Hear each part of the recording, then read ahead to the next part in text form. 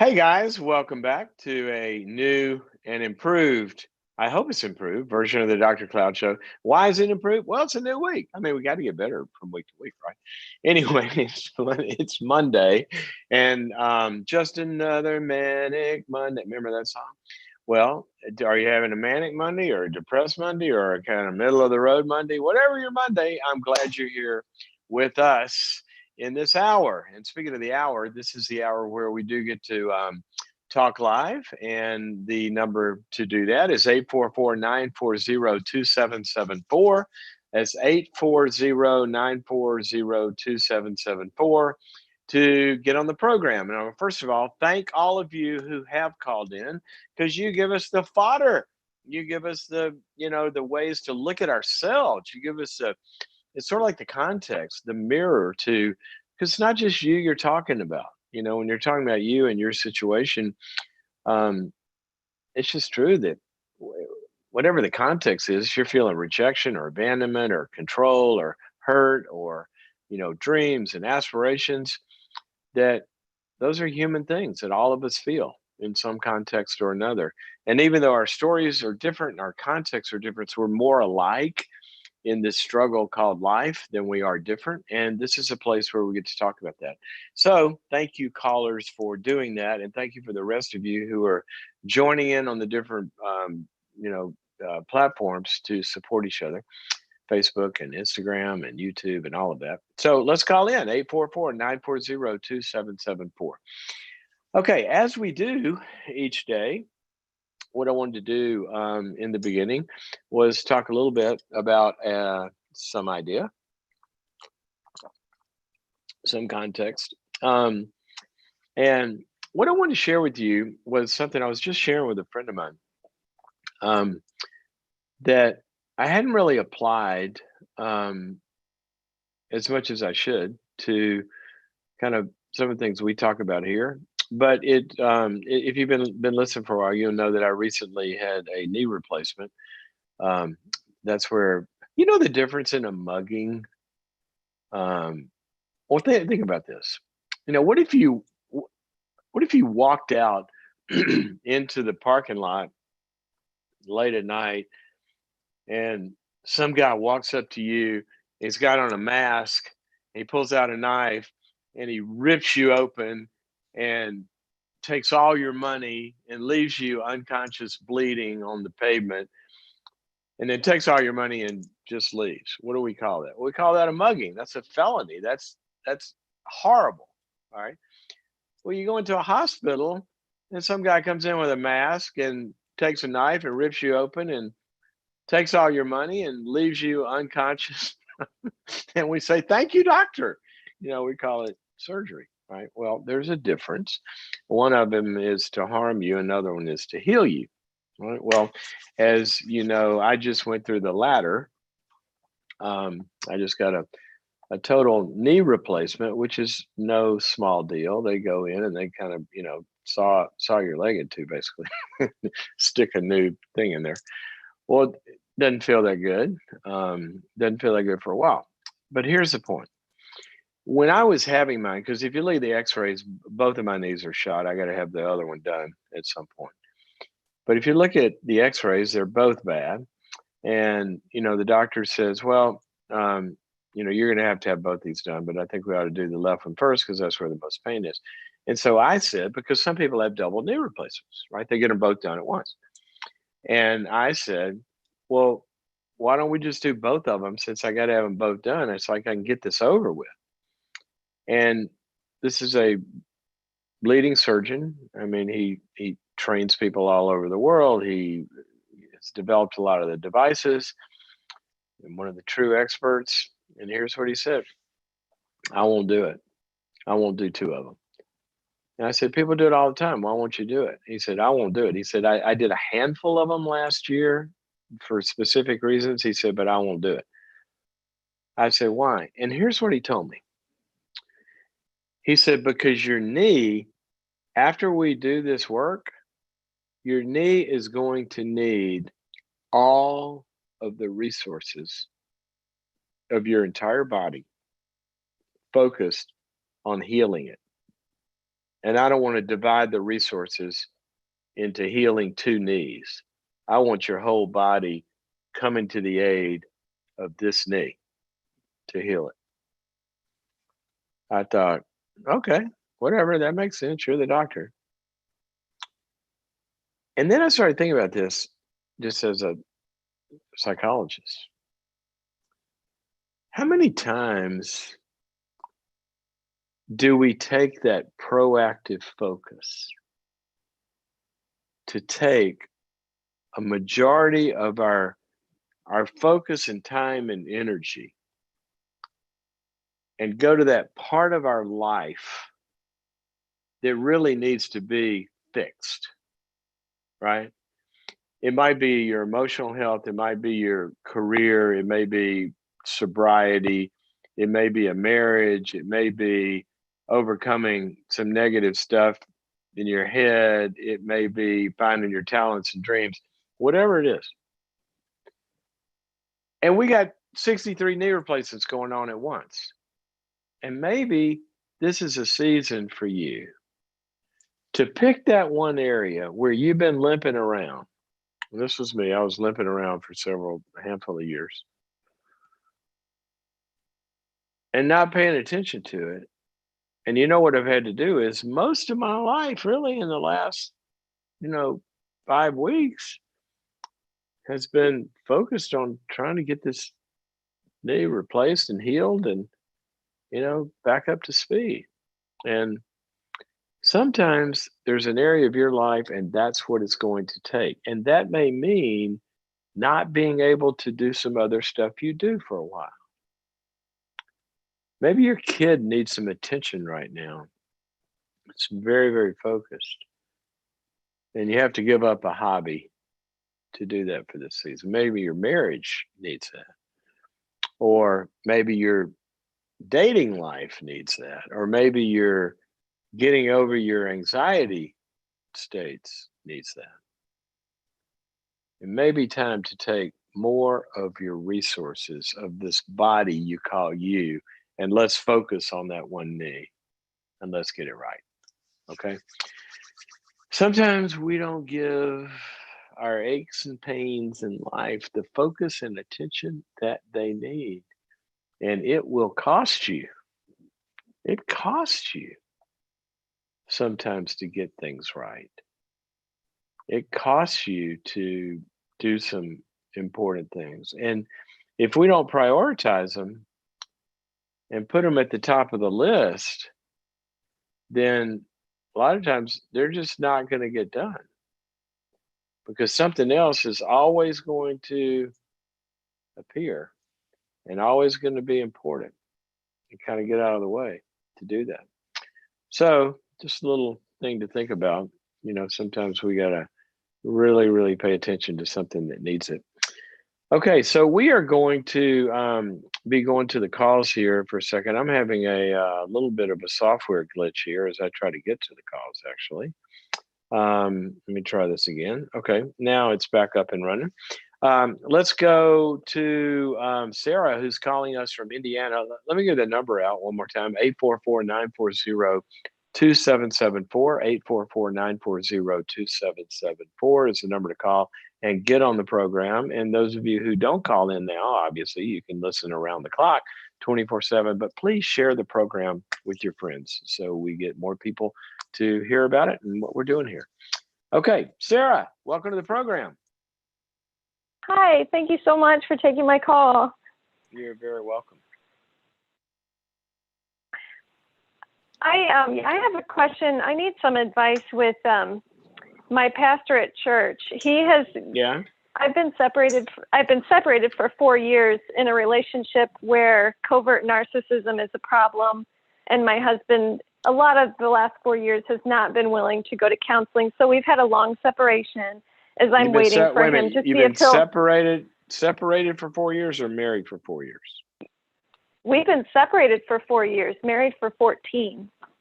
That's a long separation. And it is.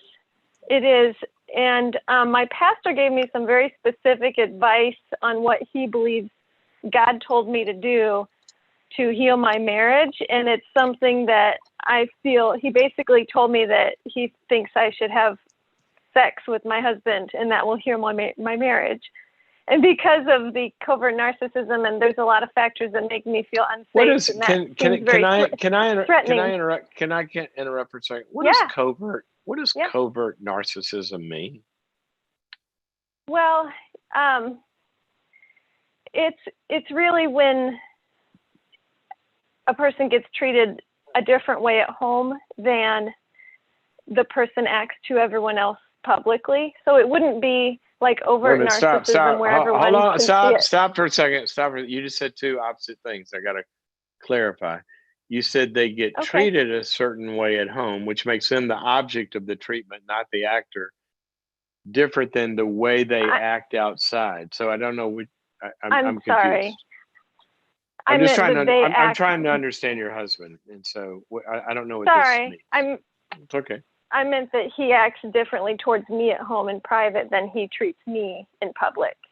So it's kind of, you might say, like hidden abuse, just like psychological or mental abuse. What does he do to abuse you? It's a pattern of disrespect, oppressing me, like completely controlling the finances so that I'm treated like a child. Minimizing emotions, not being willing to consider my emotions or needs when he makes decisions, and then just stonewalling so that I don't get a voice in any family decisions. And it just feels very oppressive and unsafe. Gaslighting, those types of things. Okay. Sort of like, it sounds like you guys, if we can get rid of the psychological terms, you guys are not really working as a team, right? You're not. Yes. You're not working as a unit, a marriage is a we. And you're saying that he does a lot of things where he operates unilaterally and doesn't include you. Yes. Okay. I've heard it described that the other person is supposed to be part of what you might call the covert narcissist, and they considered, like me, I would be considered an extension of him instead of my own person with my own separate thoughts. Okay. So but my pastor gave me some advice that I was uncomfortable with, and now he basically won't speak to me because I said, I'm sorry, I can't do what you're telling me to do. I just don't know whether to leave that church. Your pastor won't speak to you? Yes, he won't speak to me or return my calls. Those are different. Yeah, he won't do either one. Okay, so he said, has he been the one that's counseled you through the separation? No, it's a church that I've only been at for about 7 months. Okay, who's counseling you through the separation? We've had a counselor who's a licensed mental health counselor for about 4 years. And you guys are going together every week to the marriage counselor? No, I go on my own every week to work on my own issues of trauma and things, but there's been stretches for months and months at a time where he doesn't go either with me or by himself. So he doesn't go very often. Okay, what is the purpose of the separation, and what is the plan, and what's the strategy of how the separation is going to heal y'all's marriage? The purpose was for me to feel emotionally safe because he was just tearing me down so much that I couldn't function anymore. And so I'm trying to regain my strength and confidence in myself. I used to be very confident, and now there was just a lot of like questioning even my smallest decisions, to the point where now I doubt every decision that I make, even the smallest one. So I'm just in a place of getting my confidence back and overcoming that. And my hope would be that he would get help for the things that he does that really tear me down, so that I feel it's safe and not destructive to live with him. Okay, so do you guys does he want to repair the marriage? He says that he does. Okay. And But all right. And so he says that he does, but he won't engage.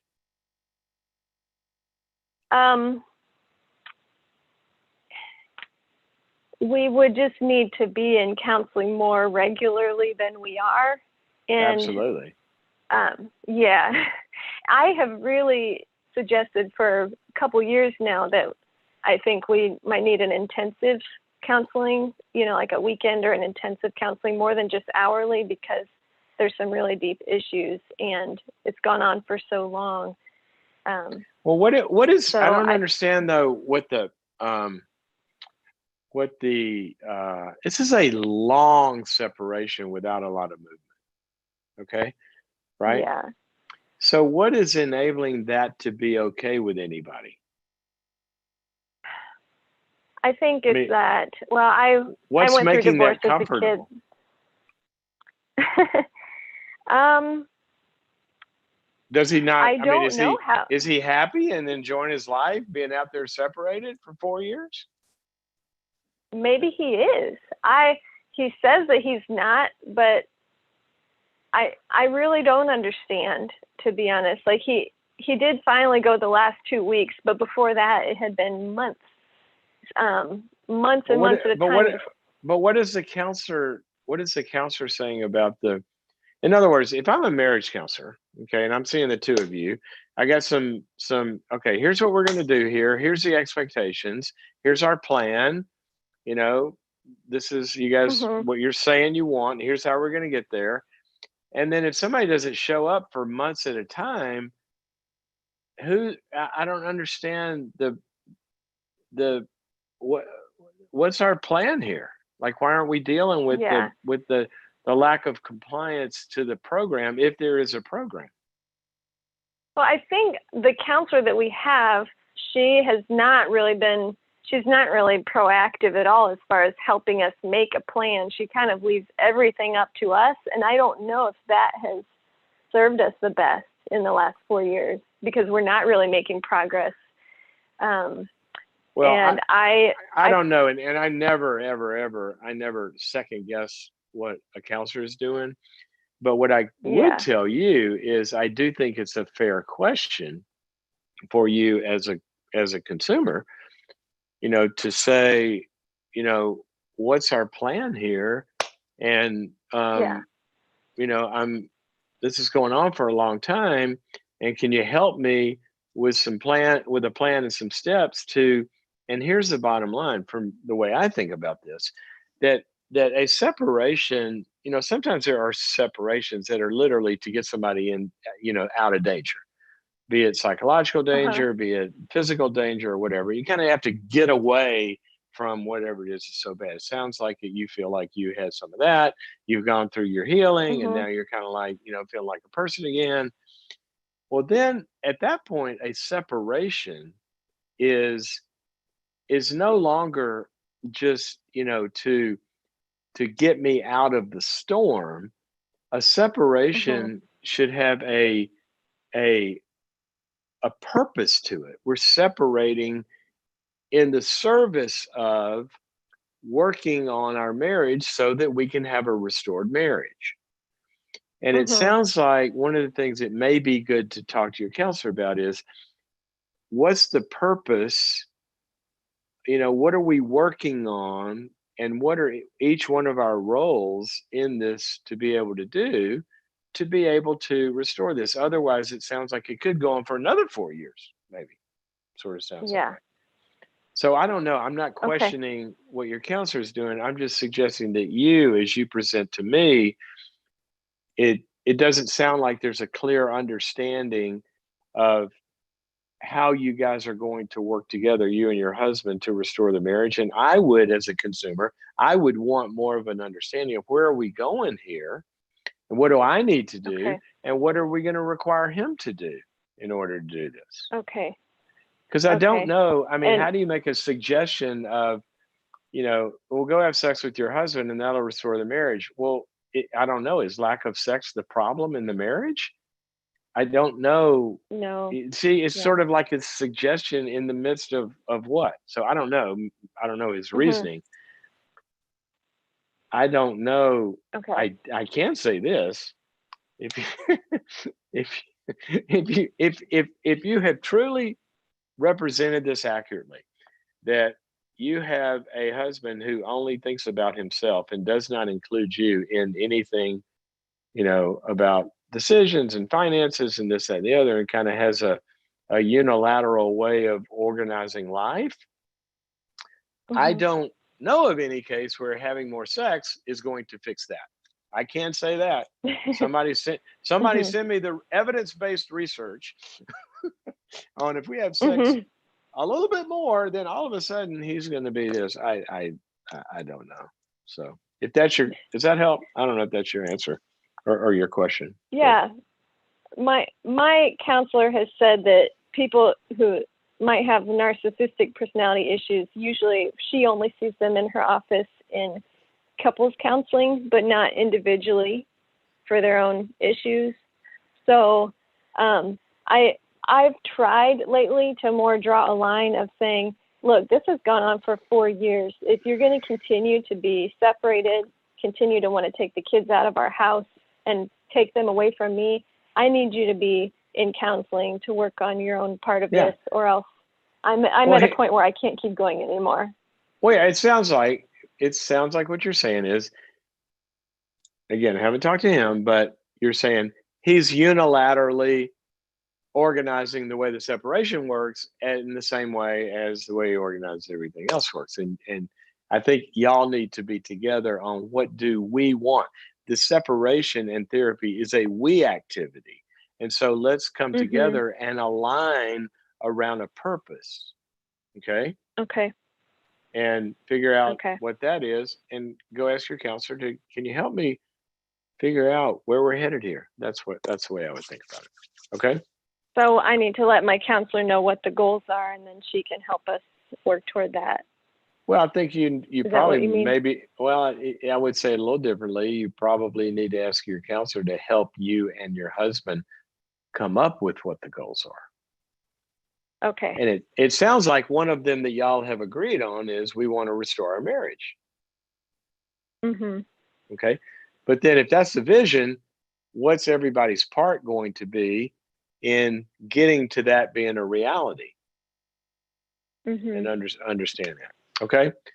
Thank you for Okay. your All right. call. I Thank you. hope that's helpful to you. Thank I you so would much. start to think about maybe that we got to get a little more structured about this with a plan and something to move it forward, or we could be here another 4 years. Okay, 844-940-2774. I want to say this about that. Um, a lot of times you see this, you see separations happen basically because I just can't take it anymore. That's kind of like the bottom line. I just can't take it anymore. And that's valid. I can't take it anymore. So what do? I remove myself from the situation. Okay, we're gonna be separated for a while. Singles do this in the dating, and we'll get back together and try it again, right? Or couples will do that. Well, remember, when you separate at that point, if the purpose is I need to get out of the pain so I can think right, well then that's got a season to it and that's got a structure and a little time period to it.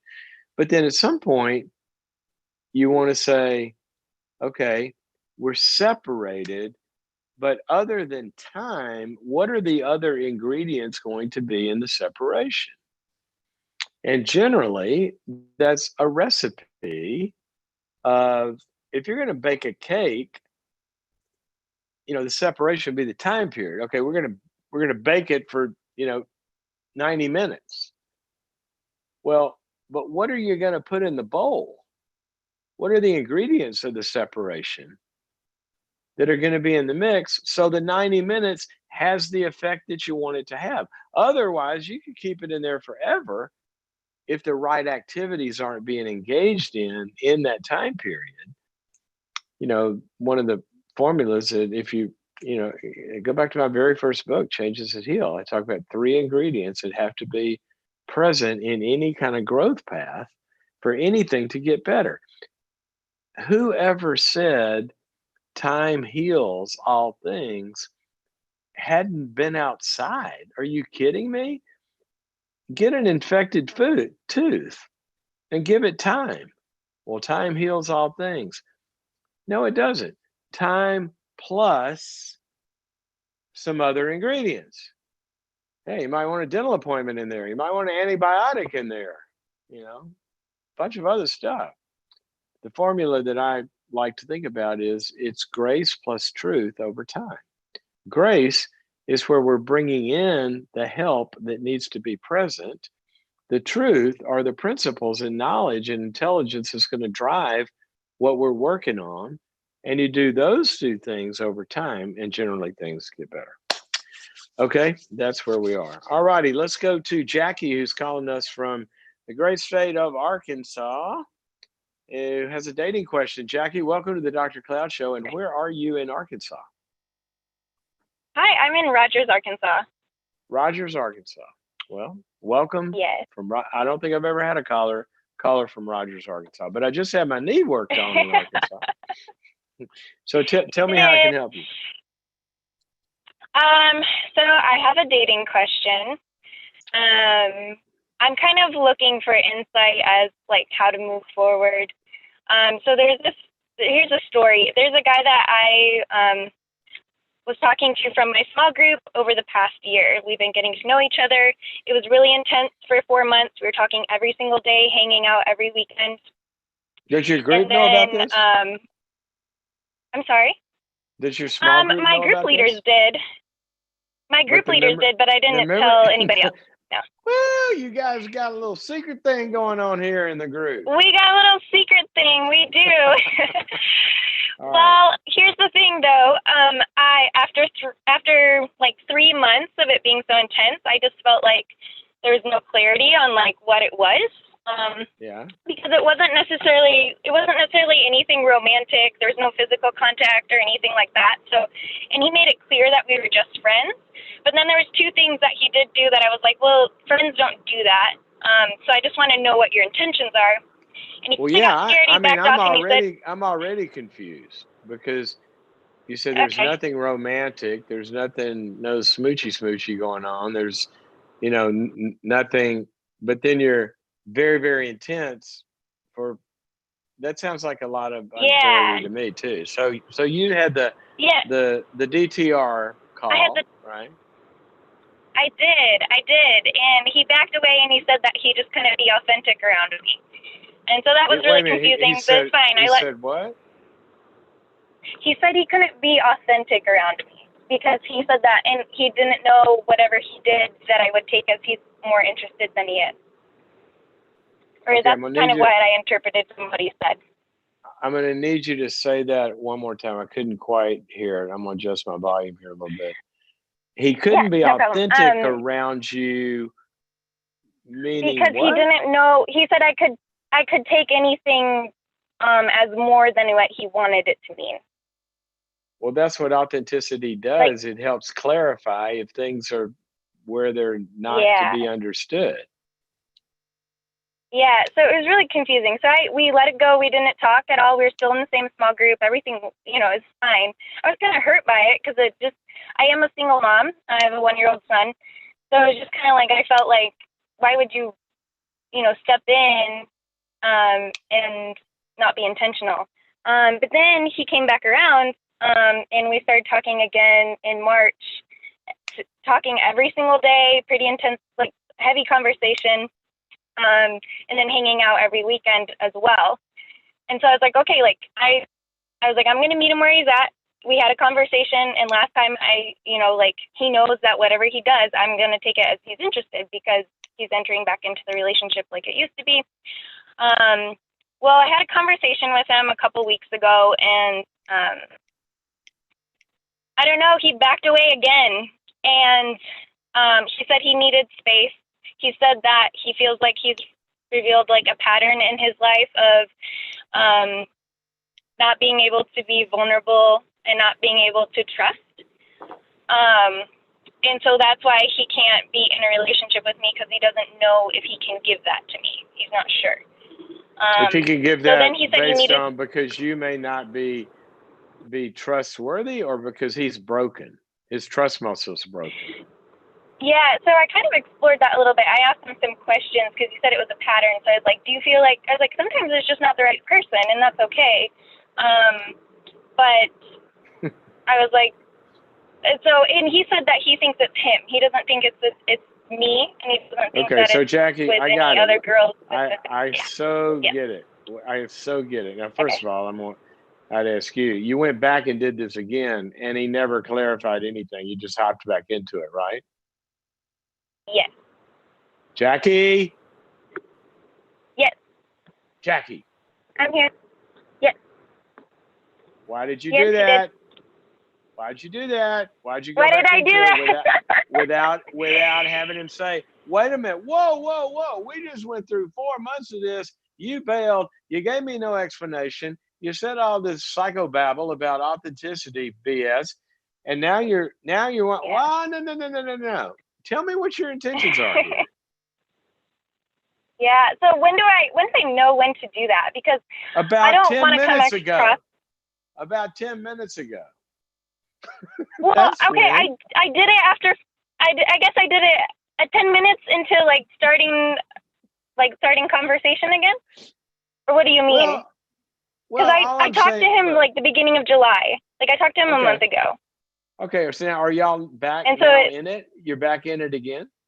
No, I confronted him and I just said, "Hey, I really like you. I don't really know what this is." And that's when he told me, he's like, I don't know if I can be vulnerable with you, and I don't know if I can give you what you want. And all I said is, all I want is I want commitment. I don't want you to be pursuing another girl. That's all I want. That's it. Wait a minute, stop. You said, what did you say? You said all you want is him not pursuing another girl? Yeah, because I'm fine with taking things slow and still getting to know each other, and he doesn't have to promise he'll marry me. Stop. Okay. Stop.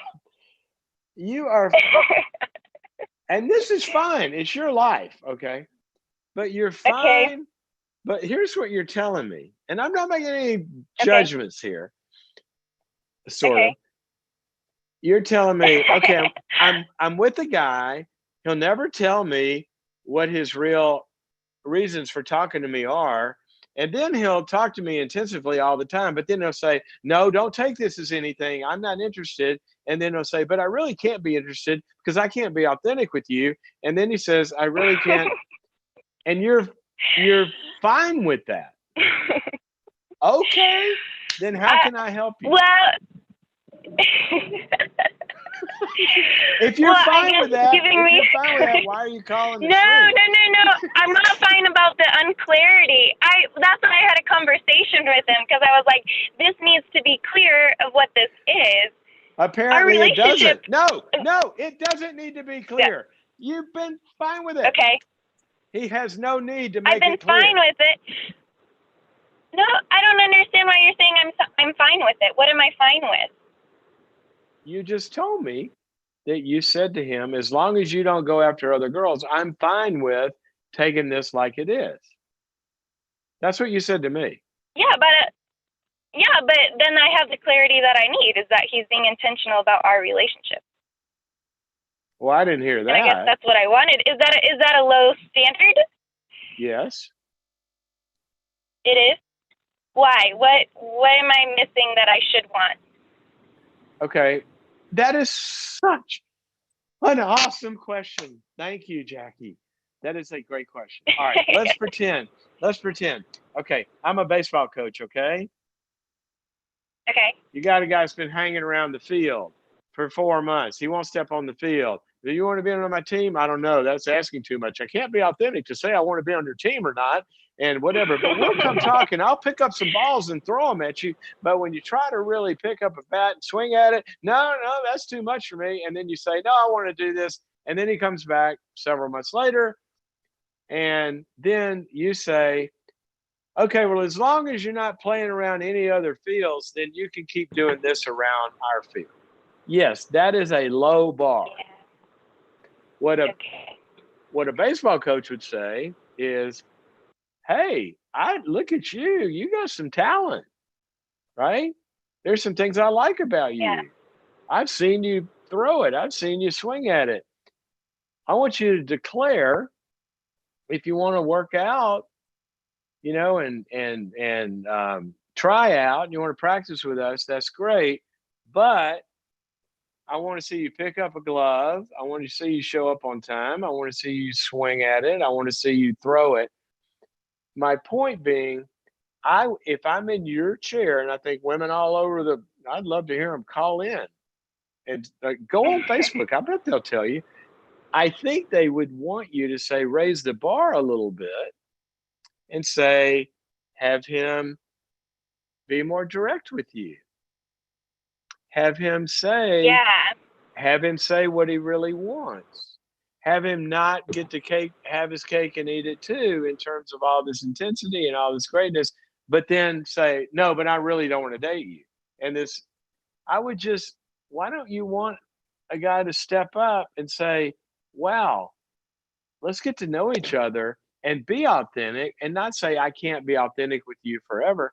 But, I've got some trust issues, but I'm going to try with you, and I'm going to express myself, and I'm going to be vulnerable, and let's see where that goes. I would just like to see somebody a little more in the game to match how much you're in the game. That would be a little higher bar. Yeah. Okay. I guess sometimes as a woman I have a fear of like expecting too much, and then guys are like, oh, she's too needy. So I think Hey, I'm not finding the right balance. Jackie. Yeah.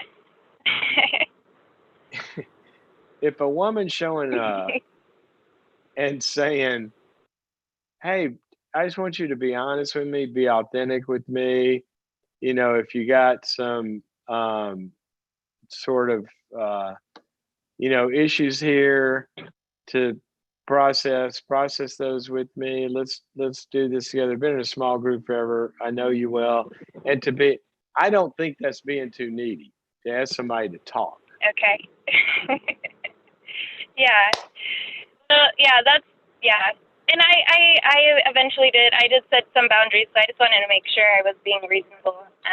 Because I just told him, I was like, we can't be friends. We can't talk. You can't text me because I don't know your intentions. Not a high bar. He told me right before, not a high bar to not be friends. I don't I have no contact with him at all. No, I'm saying for you to say, you can't do all this intensity with me and continue to be unclear. For now, we're going on the better part of over half a year. And for you to set a boundary with that, that's not too high a bar. You're not being too needy. You're not being too demanding, in my view. Okay. Here's what I would want. Okay, Jackie. Yes. Jackie, if you were my friend or if you were my daughter, okay? Yeah. Here's what I would say. Jackie, you are so awesome. I mean, look at all these gifts you have, all these talents, all these abilities to connect and talk and this, that, and the other. Don't just hire anybody to play the role of boyfriend unless they meet some qualifications. I would want to see them show up and say, Jackie, you're awesome. Where have you been? Let's go play. Let's go. We're going on a date, girl. This is a date. I'm declaring. We're going out to a restaurant and I'm going to pay. How about that for old fashioned? Or I want to get to know you better. I want to spend time with you. I want to know about your dreams and your, that's what I want for my daughter. I want somebody to show up and like be in the relationship. Otherwise, why are we wasting our time? Unless you want to be friends. But even friends are authentic. Yeah, come on. No, I don't think you're being too demanding, if that's your question. Okay? Okay. So moving forward, when do you know to give people space? No, not with him. But moving forward, like guys are like, well, I need space. I take things slow. Like, what does that really even mean? And how do you know, like, to be like, okay, like I can take things slow, or how do I know when it's like this situation all over again? Is that just a time thing where I just need to be aware of like like, hey, this is we've been doing this for like a month, or I feel like that's a common thing. I don't know if there's a formula for that. I would be, if somebody was I haven't saying read to your me, book. I haven't read your book, but I've heard about it and I've heard you talk about it, and so I'm trying to adapt. I'm seeing other people right now, just getting to know them and stuff. Yeah. Well, so it's just a new idea to Well, generally, what you want to do is you want to have the activities, you want to have the commitment. You want to have the level of engagement, and you want to have kind of the dynamics of what you're actually doing in a relationship matching the definition of the relationship, right? Okay. So if you're getting to know somebody, you're going out with different people and this, that, and the other, but one is kind of standing out in the crowd and you're getting more connected to that person, you're spending more time. At some point, it starts to feel like this is a little more than just casual dating. Somebody says, you know what, we're spending a lot of time together, and maybe we want to talk about where we are. I mean, is it time to be exclusive and not date other people? What are your feelings about where we are? And so at that moment, what you want to do is you make sure you have alignment. Most of the times where people say, I need space, is when they've really rushed into deeper involvement, deeper engagement than a natural unfolding of a relationship would allow for. Okay. It'd be like a stranger shows up to your door and you open the door and take them all the way back to the bedroom. Who does that? Nobody does that. But people do it every day in the dating life. See, what you generally do, somebody rings your doorbell, what do? You look through the peephole and you say, who's there? They show proper identification. You're vetting people. You're getting to know them in their settings and this and the other. And then you say, yeah, well, you seem pretty cool. And then what do? You step outside the house into the yard and you have a conversation in public view where you're safe and find out more about this person. And then what do? Oh, so yeah, I know Mary. We went to school together. You know Mary. Well, Steve and I are cousins. Well, now you're putting them into a context. And then what do? Okay. Come on to the bedroom? No. You say, hey, come on in. Let's go have a drink, or let's go have a cup of coffee, or whatever. And there's a gradual unfolding. So what happens is a lot of people skip all of that and they're impulsive and they go deep in one area, oftentimes the physical, and then they go, whoa, I need to back up. Well, the I need to back up is usually a sign that somebody hadn't had good process along the way. So you just make sure you order the process in a way that feels comfortable to you. Okay. Does that help? Yeah. Yeah, that does help. Thank you. I'm actually surprised I got your call. I really appreciate all that you do. So thank you so much. Thank you, Jackie. I'm glad, and you don't seem too overwhelming. To me, it seems like you're the opposite. It seems like you got all the patience of Job. I mean, this guy got, but I might be wrong. Maybe we should have him call and give his side. Well, but until then, pick up my book. Yeah, How to Get maybe. A Date with People.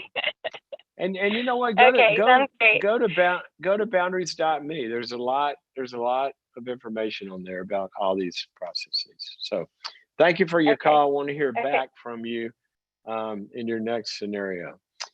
All righty, guys. It is we're getting 3/4 way through the hour. How's that? 844-940-2774. Speaking of boundaries.me, if you have not heard about that, it is my online subscription program where you can sign up, become a subscriber, and a world of content opens up to you where I have very specific courses on all sorts of stuff like we talk about on the show, but much more detail, much deeper suggestions, paths, steps, how to deal with this issue, how to deal with that issue. Boundaries.me is the place to go find that. And also, You can also listen to the program on the Boundaries.me podcast, which is, you don't have to necessarily watch like you might be doing on the screen right now. You can just download this podcast. And when you are sitting there, like Jackie, waiting for 4 months for, the boyfriend to show up or whatever it is you're doing. I'm kidding. You can listen to it. Okay. I'd like for the boyfriend to comment. I'd like to hear his perspective on this. Where is our number here? 844-940-2774. Let's go back to the phones here. Darlie is calling us from Canada, our first international caller of the day, and she has a family question. Darlie, welcome to the program. Hi, Dr. Cloud. Very nice to finally meet you. Nice to meet you too. Thank you. Okay, I have an interesting scenario. Several months ago, I had a lady, a lovely lady, reach out to connect with me. And her reason for wanting to connect, it was more of a family issue. And I found out eventually she was an illegitimate child to an uncle of mine. And she was looking to connect with the family somehow, and she landed on me. I've taken the time to get to know her. She's very genuine. She's authentic. I'm quite liking her. My uncle that is involved, he passed away over 20 years ago. So he's long gone, but his family, of course, is all still around. So I am struggling with telling my cousins, who would be this lady's half siblings, that they have a half sister out there that they've never known about. Did the half sister come along before he was married to their mother? During. And yes. Did they know that their father was, going outside the yard? Probably not. However, so that's my really uncle he struggled with alcoholism. So I don't think it would come as a ginormous surprise. But no, I don't believe they thought he did stuff like that. Oh. So what you would be revealing is much more than they have a half sibling. You'd be revealing a lot more than that. Yeah. So your question is, do you tell them? Yeah, I kind of feel like I've been given this almost a tremendous amount of power to either go in and really destroy or enhance somebody's life that I really don't want. However, I have taken the time to get to know this lady, and she's lovely. She poses no threat. She wants nothing. She's just looking to connect. But so she wants you to tell them? No, she hasn't so much said that. She has just reached out to connect with a family member through the channels that it happened. It ended up landing on myself. And so it's just, the ball's been kind of put in my court to decide what I think is best. She knows about them? No, she didn't know much. But she knows kind of knew they existed. So she could be doing this herself, is what I'm asking. Yeah, I think she could. I think she's a little nervous. Because again, she genuinely doesn't want to hurt anybody either. You know what? I'm going to give you a very ignorant and uninformed set of thoughts on this. Okay. Hey, I don't really kind of hang out in these scenarios a lot, so I don't have a lot of experience around this. But I have read some stuff. I mean, it's all over the map from people who feel like they won the lottery because they got reconnected to this person they never knew existed, and now they have a richer family history and cultural history and all of this incredible stuff, all the way to it blew up the whole family, and now people don't even talk anymore. Right. And you probably read all those accounts. I would actually go, if I were you and I were thinking about this, I would probably go do some reading up on it and look at, you just do searches on what happens when non-existing, not known to exist family members enter a family through ancestry searches. I would go really Mm-hmm. probably read up on this, and then you can see what you're dealing with in terms of the potentialities. All right. Um, Yeah, if I may interject, Yeah. I've actually been through this scenario kind of with my husband, who was adopted and found his birth family, and the siblings were just overwhelmed, and they've been wonderful. However, the Right. biological parents weren't. So there was kind of a half and half scenario. And I also That's my have two point. friends in my life that have been through this. And again, it was about a 50-50. Some family members were great. Others, no way, wanted nothing to do with it. But those Right. were adoption situations. This is a little bit different with an illegitimate child. Do you know what I mean? Right. No, I do know what you mean. That's what I'm saying. I think you got to look at all the scenarios and you have to ask yourself, what is, and the way that I tend to think about these things is kind of on the lines of the golden rule. How would I want, if it were me, what would I want? How would I want to be treated? Treat others as you would want to be treated. Correct. I know for me, if I had a half sibling out there that I didn't know about, I would be interested in knowing. Other people may not feel that way. Here's the problem scenario to me in not telling them. Would they feel like that you took their choice away from them? That's what I struggle with, because I don't Yeah. feel it's my place to make that choice for them. Of whether they want to be involved or whether they want to know. Right. Either way, I don't feel that it's my place to make that choice Well, you for got to my do one or cousin. the other. But that's right. Right? Like I'm stuck in a hard place Right. here, because I don't feel it's my place, and yet I've been put here for some reason. Right. And that's my point. I think that's what you have to come to grips with. What can you live with better? The feeling of that you made somebody else's choice for them, thinking you knew better than them, or that you gave them information that might be really painful. If it were me, then I like to let people make their own choices. Okay. So That is the way I've been leading. Be really interesting. Do you watch this program on Facebook or YouTube? Where are you? I don't watch so much but I do read and follow up and belong to a lot of your emails and Facebook page, that kind of thing. Okay, so you're on Facebook. Kind of been a follow of yours for a long time. Yep. Okay, it'd be interesting because there's a lot of smart people in this tribe that have a lot of experience in a lot of areas. I've noticed. I would right now, and others are listening on different platforms.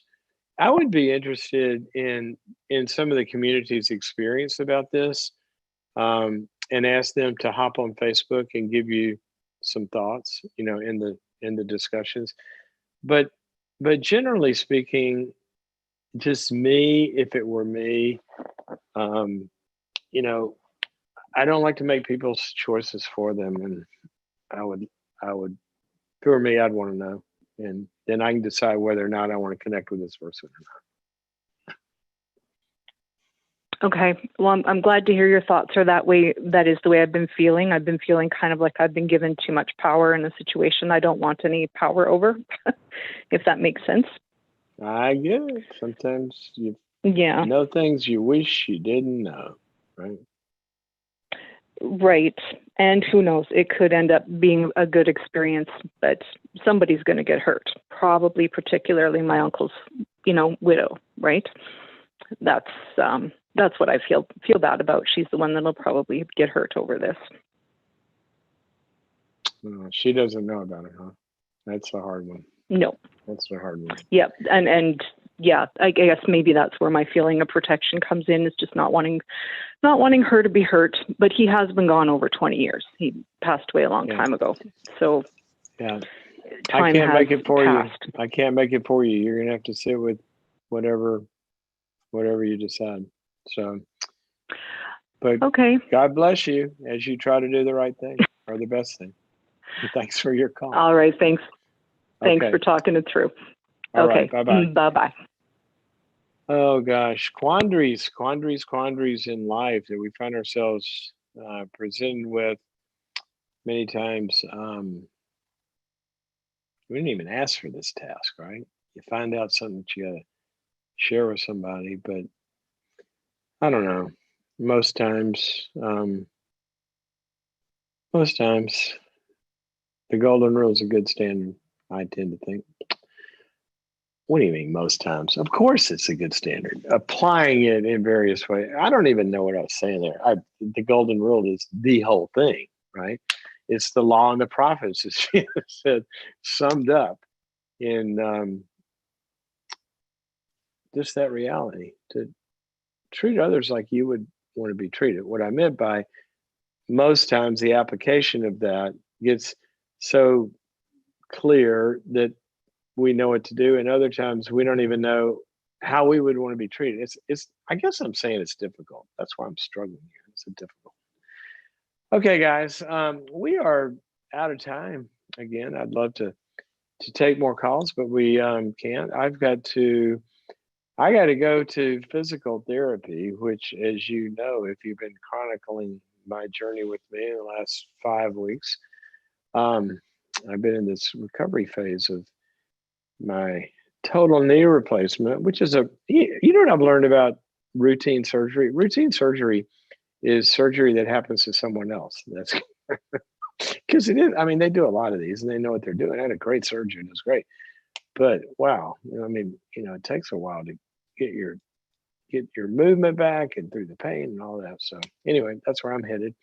But while I've got to go take that growth step, go through a little discomfort here, I'll leave you with this challenge. What's your next growth step that you have to sign up for? Maybe do something a little uncomfortable, but maybe it's a good thing and maybe it's time to do that. Well, God bless you as you take that step. And maybe I can help you. Go to boundaries.me because I have a lot of help on there that I've put up over 70 courses on various topics and areas of growth. And if you become a subscriber, then you can join that community at boundaries.me. And also, please share the program with your friends. We're building an audience and what they call it, herd immunity to dysfunction. We're going to all get our antibodies to dealing with dysfunction in life. We might not can stop COVID right now, but we can stop these dysfunctional patterns. We do have control over that. So thanks for joining this community. And I think, let me check, but I think tomorrow we're here at the same time.